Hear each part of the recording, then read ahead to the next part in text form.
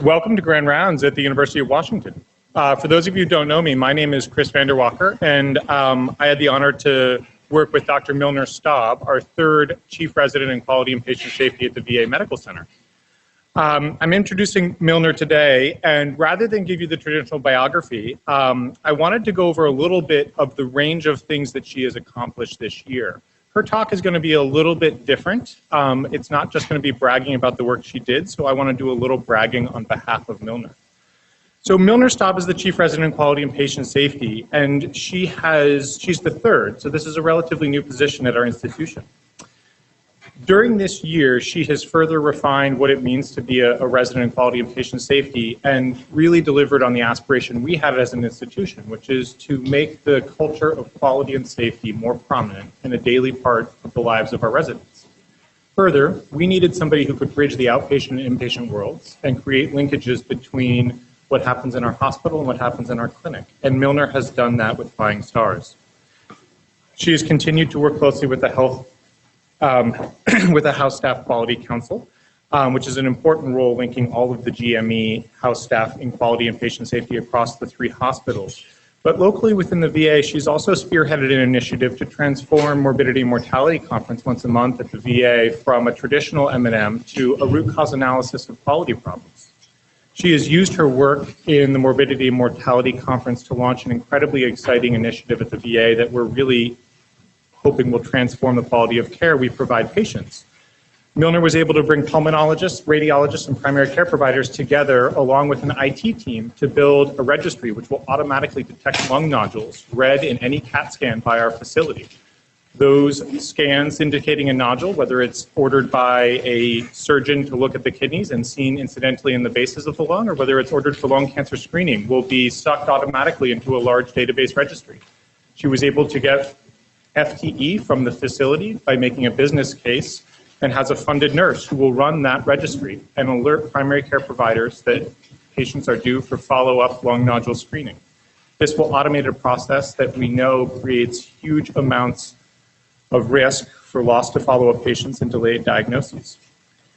In addition to her work with Morbidity Mortality Conference and the Pulmonary Nodule Registry, she has also integrated residents into the formal root cause analysis and used residents to transform how we are going to order blood transfusions to make the process safer and presented that work to the head of our hospital.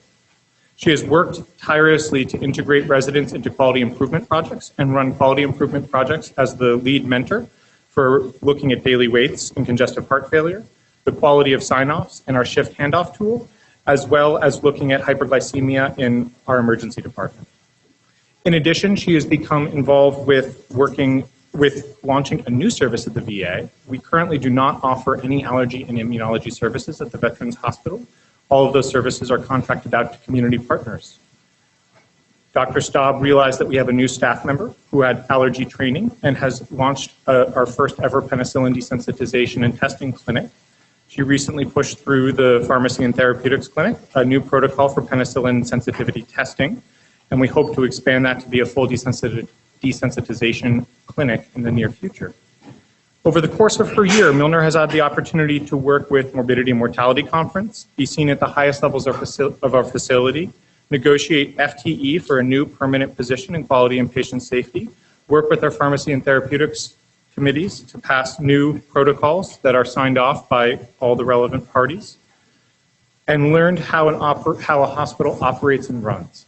She's worked to integrate residents in those processes and make the residents a vital part of the daily life of the VA. So I am honored to introduce Dr. Milner Staub. One final segue, Dr. Staub unfortunately is going to be leaving us, but we are delighted that she is going to be training in infectious disease and aspires to work in infection control and hospital quality moving forward in the future. So without further ado, Dr. Staub.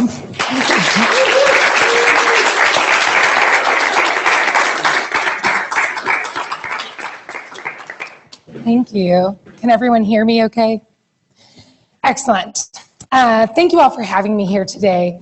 The goal of this talk is that by the end of this morning, Kelly, that by the end of this morning, you'll share my vision of the future of quality improvement at UW Medicine, which is training future quality improvement leaders not only by didactics in the traditional classroom or even by independent individual projects done in spare time, but rather through the everyday witnessing of and participating in quality improvement in a system that incorporates quality improvement in the daily routine of patient care. I have no disclosures to make this morning, but I do want to talk about some definitions of words that I'm going to use throughout this presentation, and I want us all to be on the same page.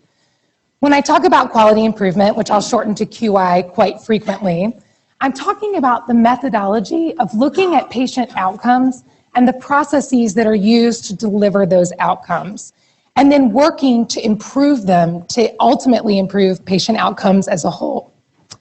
When I talk about patient safety, I'm not talking about just the measurements of things like hospital-acquired infections or falls rates, but I'm also talking about the way that we as UW look at the patient safety culture.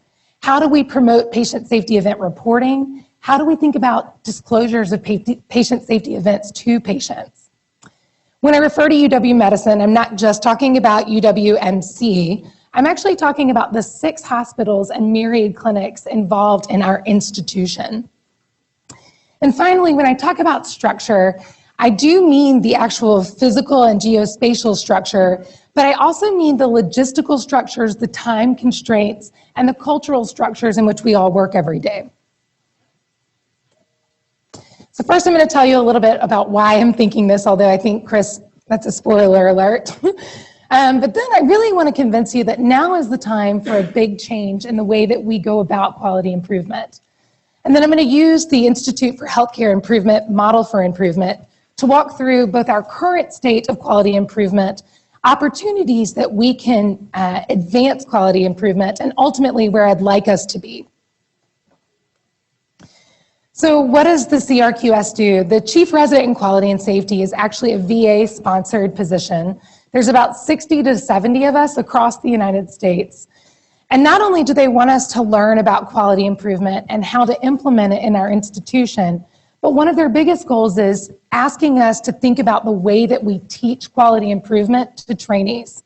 So this is where I've been thinking a lot about our system and our trainees and where the two overlap. And I think it's clear it's in patient outcomes. It's how we're taking care of patients. For a long time in academic medicine, we've all felt that the way you're trained is the way you'll practice. In 2009, Dr. Ash and colleagues actually looked at the complication rates of babies delivered over a 15-year period in both the states of Florida and New York. He then split up over 4,000 providers by what their complication rate was and how that was related to their residency programs. 107 residency programs were actually incorporated through 4,000 providers. And what they found is that there was a direct correlation between how well your program ranked and your complication rate, i.e., what we train and what we learn in residency does indeed affect the way we practice in the future. This is also true of QI training. This was a study published in 2012. It looked at family medicine graduates in the state of South Carolina. They were sent surveys to graduates that were from 2005 to 2009, and they asked them 2 important questions. Number 1, did you get quality improvement training in your residency?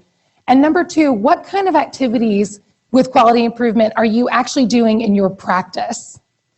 And while they found that in some cases there was no difference, in 2 of the most important points, that of periodic patient care data review and actually participating in quality improvement projects, residents that had had quality improvement training were much more likely than residents who had not had quality training to practice quality improvement in their future careers.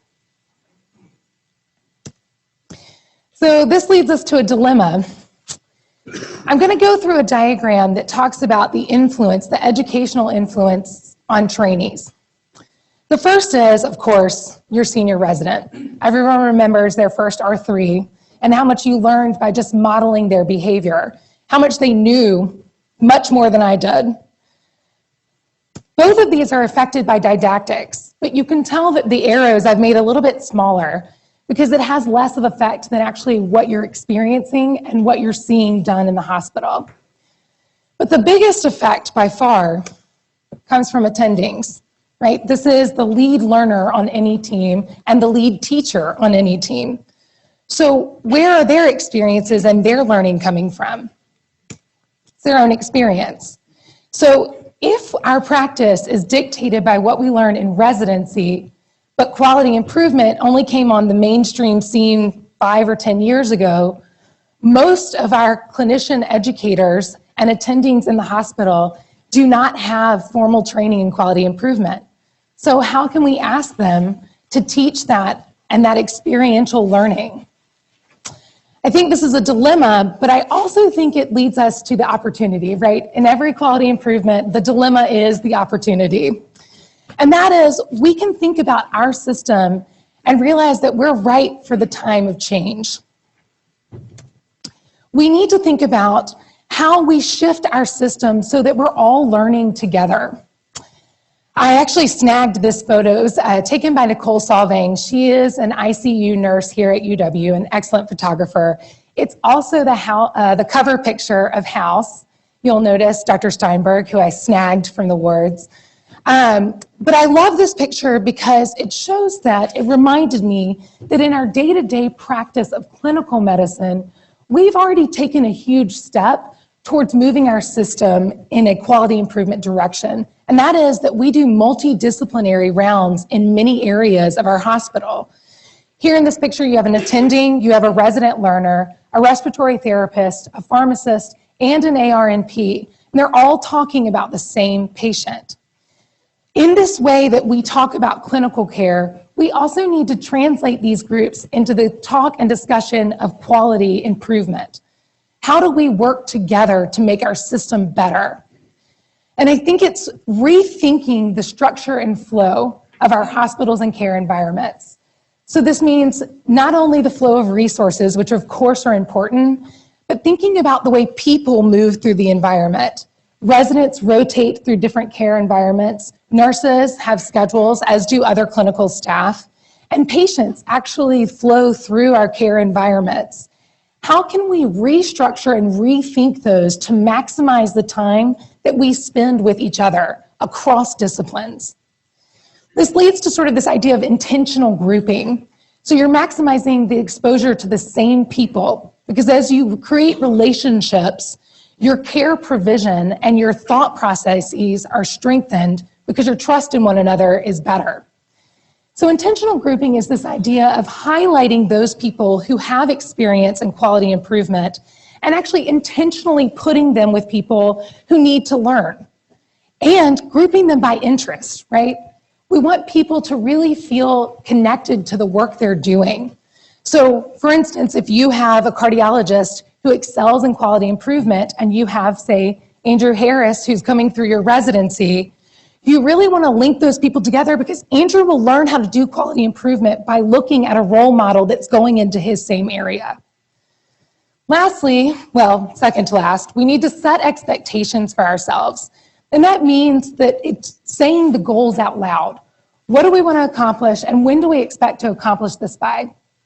And this applies to things like, what kind of data can we expect? How often are we going to get it?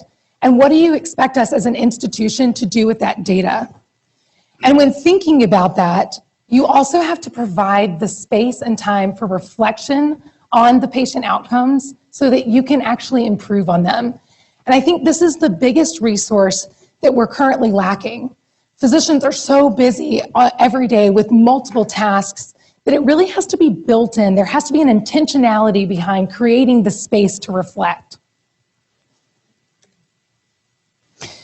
So all of this, the big reveal, is that I want people in 5 years, when they think about University of Washington quality improvement, they think about it as done in a specific way, where the institution has invested the resources to create the time for reflection, set expectations for patient-centered outcomes, and formed an institution and a structure that allows all of us, not just trainees, but all clinical staff and other providers, to really practice quality improvement on a day-to-day basis as part of the routine care we provide. Then I think that people will look at us and say, quality improvement is done the UW way. So this is actually a phrase taken from Dr. David Flum, who is an incredible speaker, but spoke at the House Staff Quality and Safety Committee in July of 2016, so almost a year ago. And he talked about this idea of branding the way we do things, branding the way that we incorporate quality improvement and the way that we care about our patients. One of our largest pillars is that patients are first. And I think that by doing quality improvement the UW way, with that space to reflect and those expectations for ourselves that we're engaging on a day-to-day routine basis, people will start to say, it really is done the UW way, and that is a special way. So how do we do this? Large goal. The Institute for Healthcare Improvement is an independent organization that develops curriculum and educational tools to help healthcare facilities teach and implement quality improvement. So using this model, it's also the preferred model of UW Medicine. It's most often used. I want to go through and look at all of the things that are going into this idea of changing our structure and culture. So we've already got our aim, or our vision. So let's talk about measurements, right? The importance of data, reliable data about the patient outcomes that we want to affect. It's interesting, I'm definitely not the only one who's thinking along these lines, because dashboards are popping up everywhere in UW Medicine. I hope some of you have seen this before. This is actually a snapshot of our UW Patients Are First dashboard. Anyone can look at this if they go onto the UWMC intranet and just click the button. It's actually very interactive in its real form, although some of the data is very sensitive, so you can see that I've actually just projected where we will be in a year from now. If you look at it, it actually demonstrates some of those larger goals that healthcare facilities across the United States are tracking. Things like patient access to clinical care, or hospital-acquired infection rates, C. difficile, CLABSI, CAUTI. And then how well are we doing in our ambulatory care clinics, in providing preventive care? And it tracks, it does give you actually the numbers and across quarters, so it does show you sort of how we're progressing. This is an excellent tool for an institution in setting large goals where we need to be moving. The problem is that most people that are in the frontline providers are thinking, how do I even change those numbers? I can't even possibly affect that many patients. But there is data for you too. If you look in the outpatient Epic, there is a panel management tool. You'll notice I used my panel. I don't have a clinic this year, so my data is either perfect or just there isn't any. But if you narrow in, you can actually look at specific screening measures, disease-specific measures, and they'll take your particular patient panel and tell you how well you're doing at meeting these measures across your panel. So very personal feedback about where your weaknesses and strengths are. Now's the time when most people say, well, that's great, but how do I know what patients I did well on and those I didn't do well on? This is, they get down into disease metrics as well and specific parts of the disease management. But this is my favorite tool. For any diagnosis that you put on a patient that needs to be screened or that has metrics, it will actually pull up a list for you from your panel. So you can see where you're missing the mark. Is it a certain group that throws you off? Is it just one person, which would be amazing, and you can fix that. So this is all available to anybody who has a panel here. Moving to the inpatient side, what kind of data are we providing? This is actually the real snapshot of Harborview lab utilization scores. These are done at both Harborview and UW weekly. And it shows residents by their team how many labs they're ordering, particular labs, per patient per day. If you zoom in, this is the BMP, CMP per patient per day. The measurement, the one is actually where you would be yellow, so that's sort of average. And across it lists each team, so it's not called out by a specific person. But I brought this up, actually when people see red, they think, oh, you didn't do it well. But the truth is, what if you had someone who is admitted with diabetic ketoacidosis? You're certainly going to be testing more BMP than 1 per patient per day. And if you have fewer patients on your team, your average is naturally going to go up. And I make this point that we give data, but if we don't give people the tools to analyze the data and see whether it's clinically sound or not, that creates problems and tensions in our system. If you look at UWMC, they actually give residents much more data.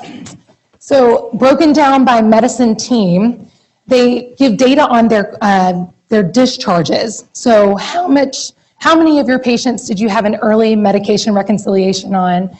What was your average discharge order time? What time did your patient actually leave? And you can tell I've blacked out some of the data or whited out some of the data, but I'd like to call out Medicine B, clearly doing an excellent job. And it breaks it down by the team and says, how many discharges could you be better on and see your data move up?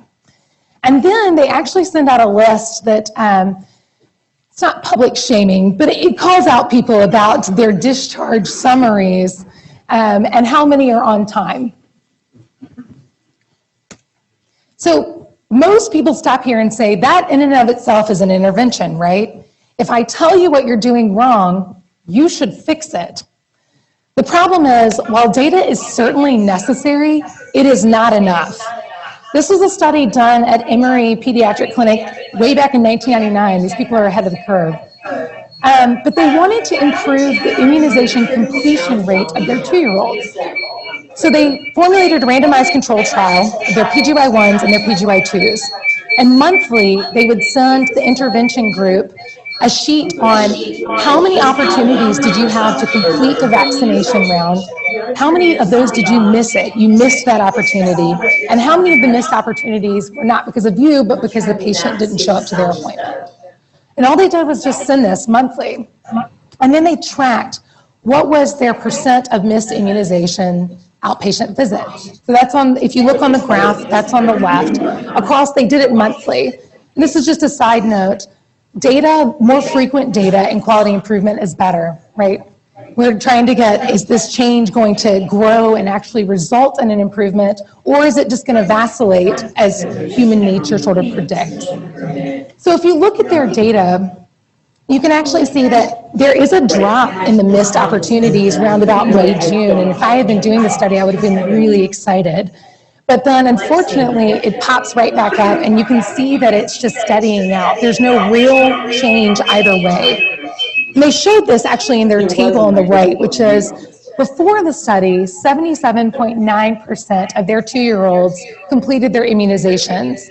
But in the intervention group, so after a year of getting these monthly reports, actually only 71.4% completed their immunizations. Less. And the control group was actually 68.5%, so very close, no difference in between those two. So you can see they were getting really good data, they were tracking good measures, but there's got to be other factors at play here. This is another study, a larger study done in Switzerland, and it looks across 2 years of sending, it was again a randomized controlled trial, and they looked at antibiotic prescriptions or defined daily doses per 100 consults in ambulatory care. So how many antibiotics are you prescribing? In the intervention group, they actually sent a quarterly report of how many antibiotics you were prescribing, for what indication, what ages. And then they gave them this really neat link to an online interactive database where they could compare themselves to their peers and get hands-on education about where they could improve. I got to be honest, the first time I looked at this chart, I didn't realize it was a randomized controlled trial because my eyes are bad and the lines just blurred and so did the dots. So I just thought it was an intervention trial. It's because the data is so close, there is not a difference. So again, really good data, really good thought, but there is something else at play. It's just not enough when we're thinking about making changes. So how could we improve this? This is actually a real-life example for those from the VA. I'm sure you'll recognize it. But quarterly, Dr. Vanderwalker actually goes through the almanac, which is similar to the patient management tool at UW, And he sends this out to all the primary care providers. And it's more or less, if I were a practitioner there, you would see my data in yellow. And so it shows where your data is, where you are in comparison to all your peers, and it's nice because it gives you where you should be. So for instance, this is with poorly controlled diabetic patients. On the left is the percent A1C greater than 9. So obviously you want to be lower. You want less of the percent of your panel to have an A1C greater than 9. And then the percent of your panel that has a blood pressure less than 140 and 90, over 90, excuse me. So you want to be further to the right. That's why that little green box is there. So this is, again, feedback, but it takes it a step further. This is also included in the email. And it sort of takes the issue of A1Cs and it breaks it down by your panel and says, where is likely your problem, right? Is it that you have a lot of A1Cs that are being measured in an appropriate amount of time, but they're just poorly controlled? So we need to talk about how to manage those patients with really hard to control diabetes.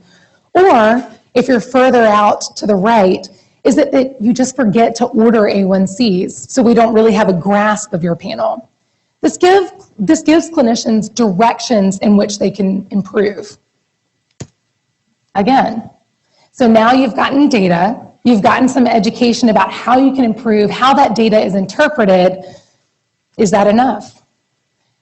And I would say now is the perfect time to move along in our IHI model for improvement and say, what change can we make that will result in improvement? This is the question that you're building up to creating an intervention. And the question here is, where are the barriers and tensions in your current system that can be addressed? What are your opportunities? So if we look back at sort of this data, we're talking about, what you learn in residency, what you learn through experience is what you're going to practice in the future. Currently, we're giving data to residents, but they don't really understand why this data is important. They haven't been told what it means to them. And at the end of the day, if my patient got his medication reconciliation, does it matter when it was done? I think this is the thing we have to think about, is that there's other factors at play whenever you're designing an intervention. Human factors, environmental factors. So what do I mean by this? Buy-in or creating a sense of urgency is an important first step to getting anyone to participate in your intervention. So you have to show people why it's important. Example of this, every year we get our schedule 12 months early, thank you, Kelly Corning. And that means I know when my vacation is. And immediately what I want to do is go to warm, sandy beaches, nice pina colada, looking forward to it. Yet, 9 months later, I'm on a lagoon with icebergs and holding a large chunk of ice. How did this happen? It happened because of that person in the blue, who is my husband, Joseph. So people think, wow, he must be a real pusher. But the truth is, he's just extraordinarily convincing. He comes in and, I'm talking about beaches and sandy waters, and he starts to buy into this idea of, don't you want to see a new place? Don't you think it'll be so cool to be, no one else goes there? And by the end of it, I've booked the tickets, the hotels, and I'm holding ice. There's other things we need to consider, and I think this is where it hits home for everybody. Time. Everyone is so busy. So we got to think about, when you're looking at your time and your energy, how are you going to prioritize things? How do you make your quality intervention a priority for people so that it actually outweighs other things on their list to do, which is quite long? These factors need to be factored in when we're thinking about changing our system, right? This goes back to the UW way of quality improvement, which is we really need to minimize the impact of these type of factors by accounting for them. This is a good study that shows the effect of human factors and environmental factors. So it was actually a quality improvement intervention done in Montefiore affiliated clinics in the Bronx in New York, and they wanted to increase their rate of hepatitis C screening. So they got 150 plus providers across 3 clinics, And they all got the same introduction education about hepatitis C, the importance of screening, who needs to be screened, and how do we do that in our system. And then they measured how successful they were. And they found that over 9,000 patients actually met the criteria to be screened. Only 3,200 actually got screened. And despite education, and I forgot to mention, they also sent in study coordinators twice a week to the clinic who would label patient charts saying, please screen me. And still, only 36.1%. So then they went back and said, what's going on? What else is going on here that we need to account for? So they did a variable analysis and created odds ratios. They looked at the patient characteristics, the physician characteristics, and the visit characteristics. And what they found is what we all could think about and know in our hearts, which is things like the patient doesn't speak English as their first language was associated with less likelihood of getting hepatitis C screening. Or the busier the session, the less likely patients were to get screened. Interestingly, we'll zoom in on this, if you had a morning visit, you were much more likely to get screened. And I think this speaks to the fact that we hit clinic, everything's planned out, nothing's gone wrong yet, no one needs to go to the ED yet. So you're planning it, you're thinking it, you can do it. It speaks to the fact that nobody goes into their clinic and says, you know what, hepatitis C screening, I'm just not gonna do it. It's that other things affect you and that you have to start triaging. So when you're creating systems, we really need to minimize the impact that these kind of variables create. It's one of my favorite studies because it talks about antibiotic prescription. But it was done in 2014. It looked at 23 partners healthcare clinics. It included over 200 physicians who had to have seen at least 40 patients for an acute respiratory illness. They reviewed what time the patient was seen and whether or not they got antibiotics and broke it down by could the antibiotic have been indicated, or the antibiotic was most definitely not indicated. And as you can see, there's a steady increase in both of those categories as the day progresses. They then broke it down actually in the morning and the afternoon session and looked at the first hour as compared to the rest of the hours.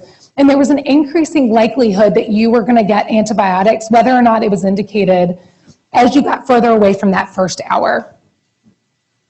We get tired. People get tired. Okay. So in thinking about all of this, right, we've talked about what you learn in residency impacts the way that you practice, that measurements of data are important and they're necessary, but they are not an intervention in and of itself. We've talked about where those tensions in our systems are and how we can address them. So how do we start moving towards QI the UW way? And I want to give some examples. We'll go through how we think about this intervention and then give some examples of successes in other venues and in our own. This is my favorite tool of the entire year that I've learned in quality improvement. It's the hierarchy of intervention and effectiveness. And more or less, it boils down to a nice pyramid that shows certain interventions and how much effectiveness that you can expect from implementing them. In an academic medical center, most people don't like this chart because we all gravitate towards education and training, right? That's what we do for a living. And yet, it is associated with the least effective outcome for the same reasons we just talked about. That people can have the knowledge, but there are other factors playing on their ability to implement it consistently. So then you start looking at the other interventions, things like simplifying a process. If people have to make less decisions, they have less opportunities to make errors. Or if you automate something, then it just gets done and there is no decision. Finally, and my favorite is the forced function. And people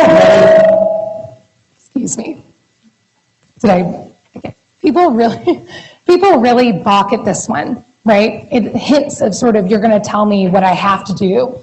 People don't like that. But really what it's talking about is making the right choice the easiest choice. So the easiest path, the path of least resistance, leads to the outcomes we want. Because people are gonna naturally choose that path most of the time. This is actually the newer and improved model, and I like it because, first of all, the creator wrote an entire blog about the QI process of creating the QI diagram. But also, it sort of separates that pyramidal view and shows you that each of these in and of itself is an intervention, but really combining them is where you get the most bang for your buck, right? Every single intervention you do has to have some form of education and training because you have to get buy-in. People have to know what you're doing and they have to believe in it. But then, where can you combine other things? Where can you simplify or automate a process? Where can you make that path smoother to make that right choice? When I think about forced function, it brings me back to college. And I went to the University of Georgia in Athens, Georgia, and there was a particularly yummy soul food restaurant named Weaver D's. And every time you go in there, which explains my freshman 15, you would order your fried chicken, your fried okra, your fried whatever else. And every time the owner would hand you your plate, he would say, automatic for the people. What? What are you talking about? And what he's talking about is every time you walked into that soul food restaurant, you knew it was going to be good. It was going to be good. It was ready. You didn't have to think about it. It was automatic. If you don't believe me, you should totally go to Athens, Georgia. This is his sign. And actually, in 1992, REM, who came from Athens, Georgia, named their album for Weaver D, Automatic for the People. All right, let's get back to QI. So this talk about quality improvement and teaching quality improvement leads to a lot of studies about who can do it the best, right? Who's doing it well? This was a systematic review looking at how to teach high-value, cost-conscious care to residents. They looked at over 2,600 articles, and they found that only 79 met inclusion criteria. But of those 79, 87% reported an effective intervention. So then they boiled it all down and said, what's in the secret sauce?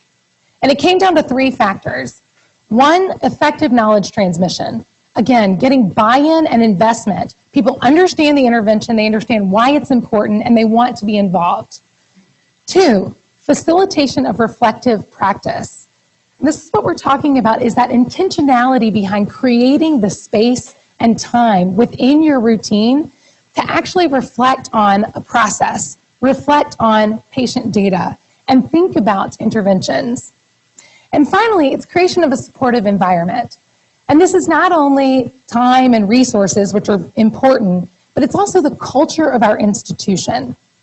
How do we support one another? How do we think about quality improvement? And how do we rate it in its importance to patient outcomes? Let's go through a couple of successful models and maybe steal a couple of things here and there. This is a study done at the University of Cincinnati. They actually have an interesting structure where there are 2 year. They're in the ambulatory care clinic 3 half-days a week at the minimum. So again, you're seeing that intentionality behind putting the same group of people together frequently. Same nurses, same MAs, same residents. And each of these groups of residents are given just a brief didactic and then asked to go out and do quality improvement in their panel and measure the outcomes.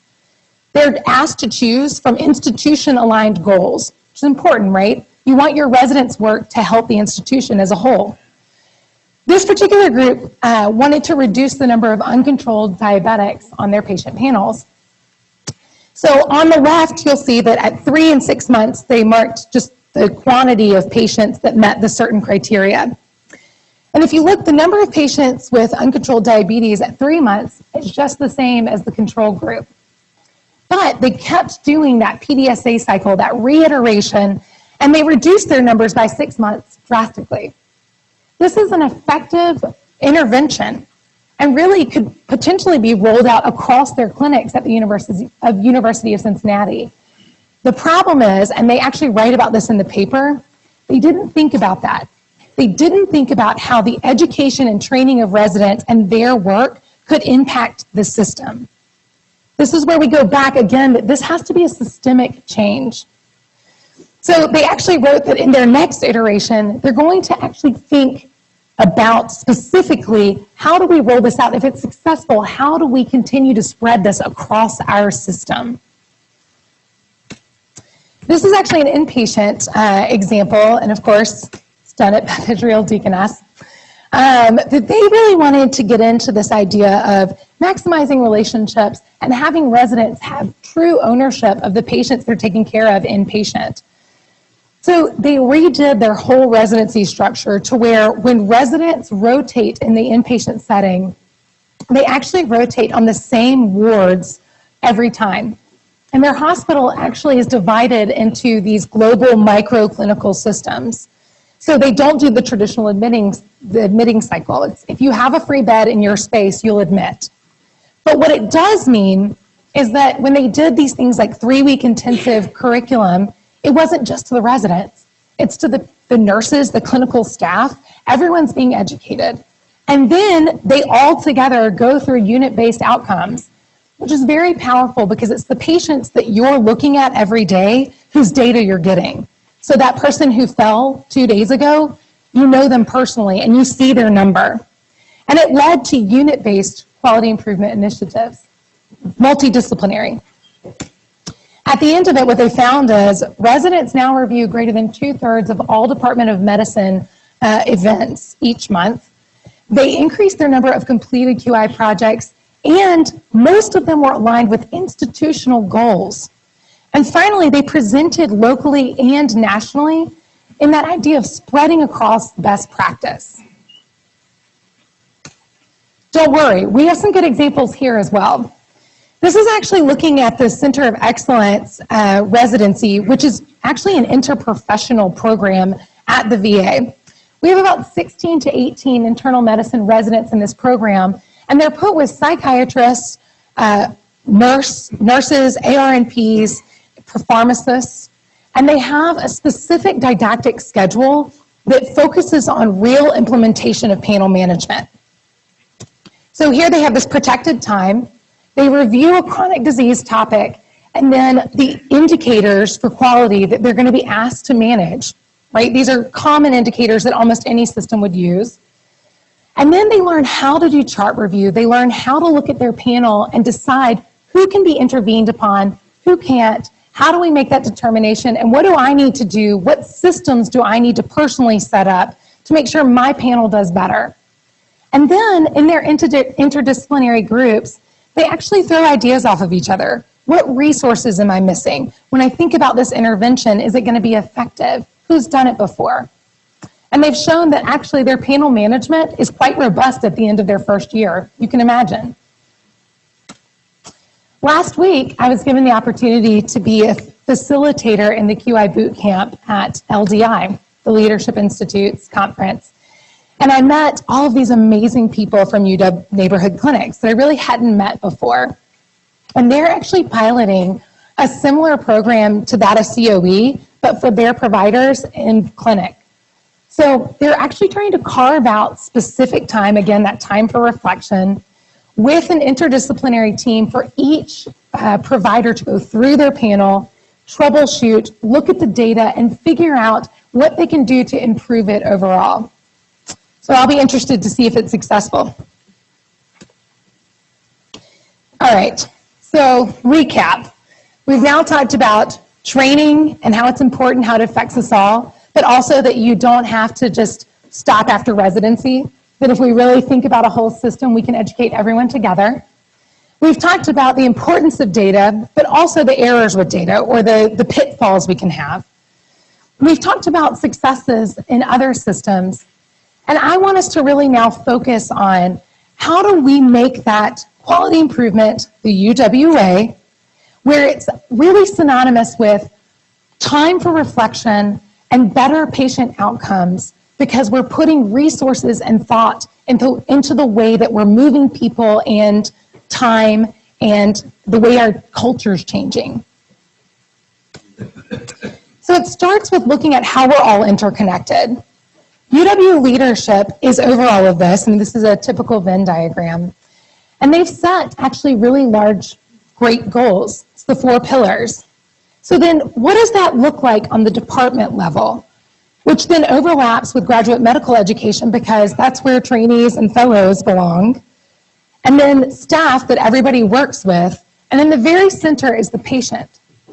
And I would say, as we're thinking about developing a new system, a new way of thinking about quality improvement, the most important thing we can do is involve patients from the start.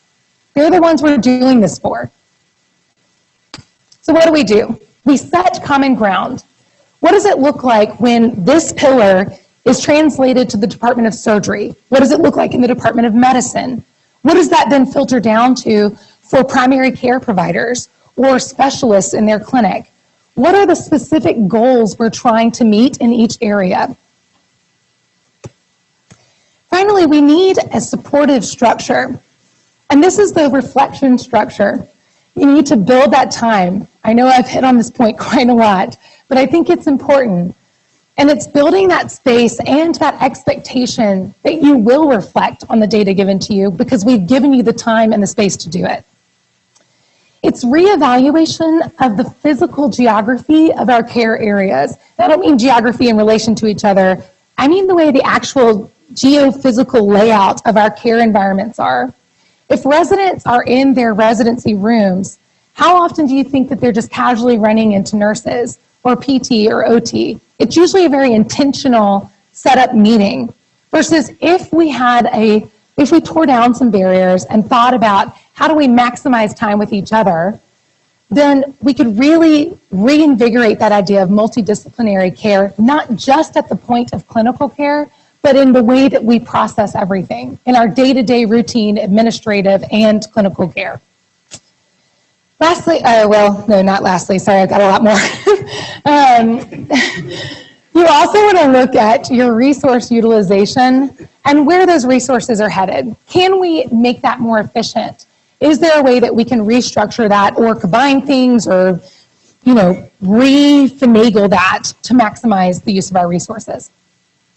Again, going back, we want to maximize exposure not only in interdisciplinary groups, but intentionally to the same people, right, with the same interests who can actually bring different things to the table. And this may be a difference in their experience or in their learning. It may be a difference in their actual job. But we have to maximize that exposure. Otherwise, those conversations never happen. Finally, even though we don't do well with imperfection, we need to get comfortable with it. It's not going to be right the first time, probably not going to be right the 50th time.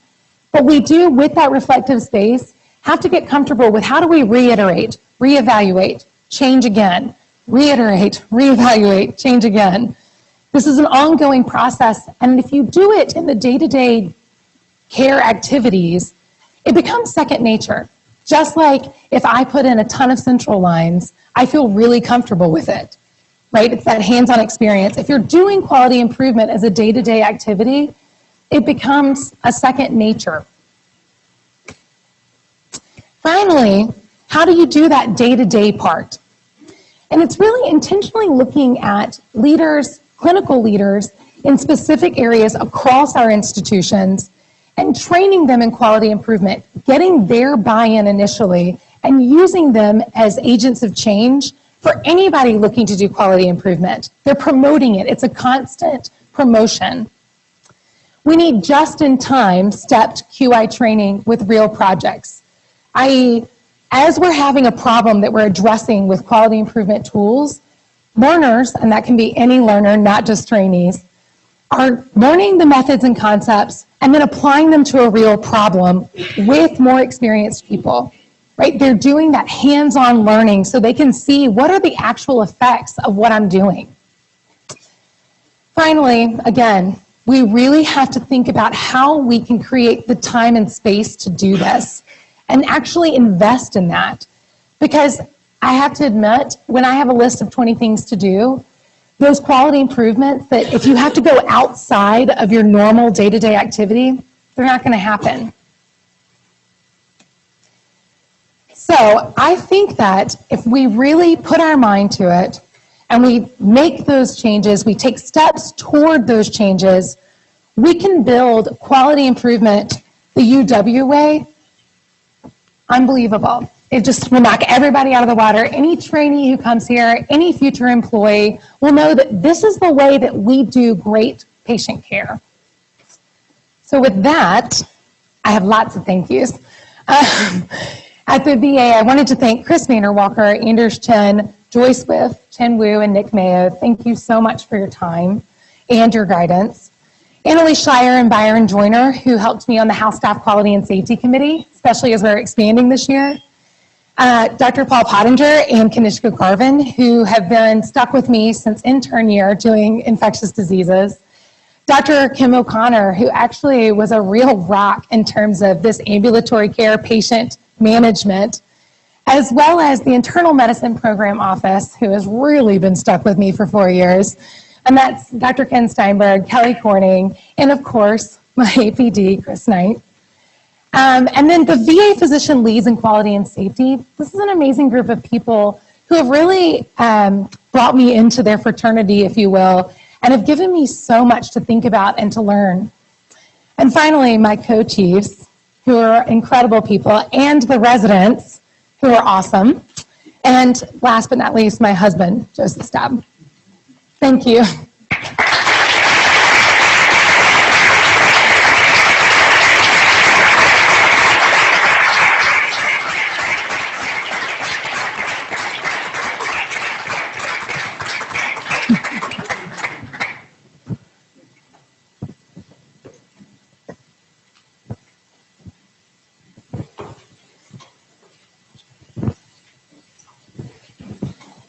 Tejas, do you want to just ask? Yeah. Great talk, Milner. Thank you. I think, obviously, this is just the academic all over that you hear about safety. But I like that you highlighted, just the methods or the ways that we can focus on engaging health staff and trainees and QI. There's methodologies, the projects, and actually real-time learning. The question I had for you is actually, so moving forward, one of the unique aspects about the health staff is that, they're here for, say, 3-4 years, and there's constant turnover, right? So how do you think one can engage or one can sort of encourage sustainability about, a great QI project or QI initiative when you're focusing on a population of learners that's just constantly engaging through it? Yeah. And I think that's actually the challenge of this, right, is how do you do it in a timely manner? And I think that is the ultimate point of this, is that really those residents and trainees will be involved in projects, but it's because those projects are already going on in their day-to-day activities.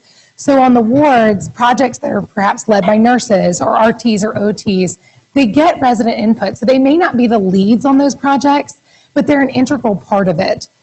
Some of them may be short, and I think this also gets into, do we do really long quality improvement projects, or can we incorporate some of those rapid, short projects so that people really get their feet wet and know what it looks like?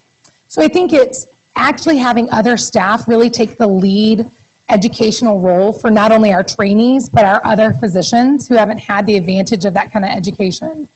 And then asking them to do a leadership, maybe in a place like ambulatory care, where that long-term continuity is there for at least 3 years. Milner, it's Paul Pottinger. Brilliant lecture. Everything you said has resonated with me and moved me almost to tears. It's such a lovely thing you've said, and I'm sure that's true for everybody else who's here. The comment and question. The comment is, just want to make it very clear, if you'd consider saying so, that you are leaving UW of your own free will and that your old mentor has not scared you away. Can you confirm that's true? No, I will say that of my own free will, that you have been incredible, and it would have been... I didn't say that. I said you're leaving of your own free will. Thank you very much. So, but I want to hold your feet to the fire about time, because that's your recurring theme that we're all thinking about. Everything you say makes sense. How do we do it? And you've laid out a beautiful prescription, I think. Now, Ken Steinberg and Kelly Corning are sitting right over there, and they can hear you. So if you think that there is your vision that we do not only within the existing structure of GME within Department of Medicine and medicine residency, do you envision some sort of sea change with respect to the way in which we hire and pay and train residents? Do we need more protected time specifically for this, or can it really truly be folded in with existing resources into the the current flow? And does iCompare and early results from iCompare inform that decision? So I'll take the latter question first, because iCompare really didn't look, I think, specifically at quality improvement work. The way that we're currently visualizing quality improvement work is this sort of traditional way we look at research, right? It's protected time.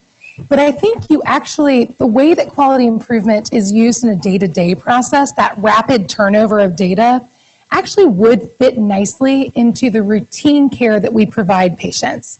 So it may not be a vast patient outcome change, but things like, for instance, lab utilization. If that was actually a sit-down talk with residents each week, and they were given even an hour of either noon conference or morning report time that's already there, used to help them use the tools to analyze, get buy-in, I think you actually could incorporate this into our current structure.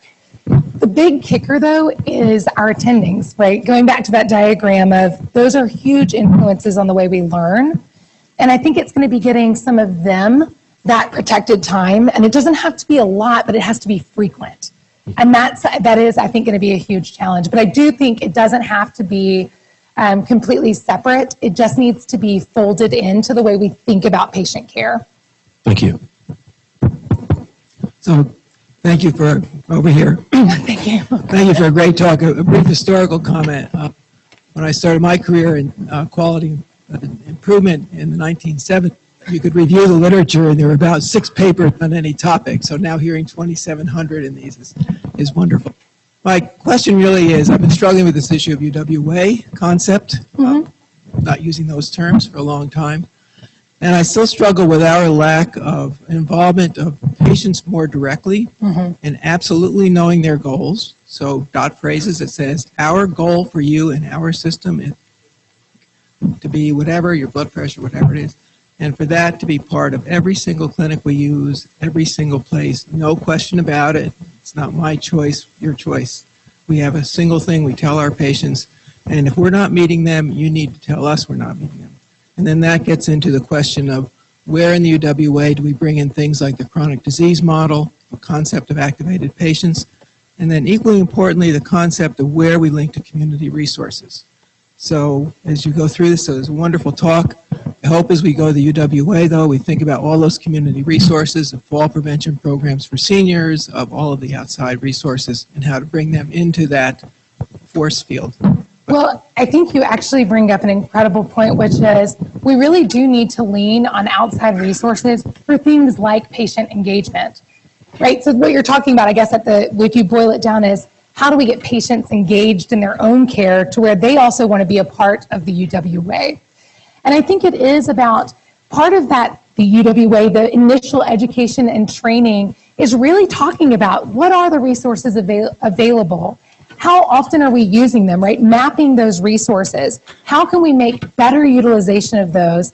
And then it's actually, I think, having frequent talks with patients about what's preventing you from engaging, right? Really addressing those barriers before we can get to that next stage. Does that answer your question? Hey, Milner. So we just wanted to say that Nick and I are extremely proud and think that that was a superb talk.